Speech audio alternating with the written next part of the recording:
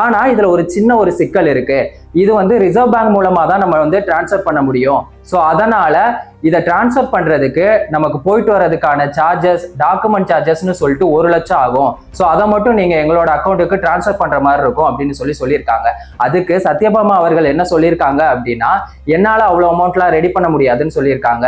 சரி, உங்க ஒரு ஆளால ரெடி பண்ண முடியலன்னா உங்க அறக்கட்டளையில இருக்க எல்லாருக்கிட்டையும் கேட்டு கொஞ்சம் கொஞ்சமா உங்களால முடிஞ்ச 5,000 10,000 இந்த மாதிரி ரெடி பண்ணி என்னோட அக்கௌண்ட்டுக்கு அனுப்புங்க அப்படின்னு சொல்லியிருக்காங்க. இவங்களும் அவரோட பேச்சை கேட்டு அனுப்பிட்டாங்க.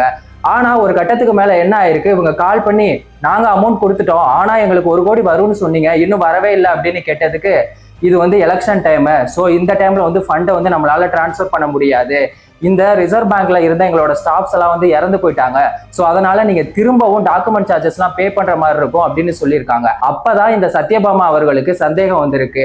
இதுக்கு முன்னாடி அவங்க அமௌண்ட் டிரான்ஸ்ஃபர் பண்ணது எல்லாத்தையுமே கேஷா கொடுத்துட்டு இருந்தவங்க ஜிபேல அனுப்ப ஆரம்பிச்சாங்க. அது மட்டும் இல்லாம இந்த தேசிங்கராஜன் அவர்கள் கூட கால் பண்ணி பேசின எல்லாத்தையும் என்ன பண்ண ஆரம்பிச்சிட்டாங்க, ரெக்கார்ட் பண்ண ஆரம்பிச்சிட்டாங்க. அதுக்கப்புறம் இவர் மோசடி பண்றாரு அப்படிங்கிறது தெரிய வந்து கேஸ் கொடுத்திருக்காங்க.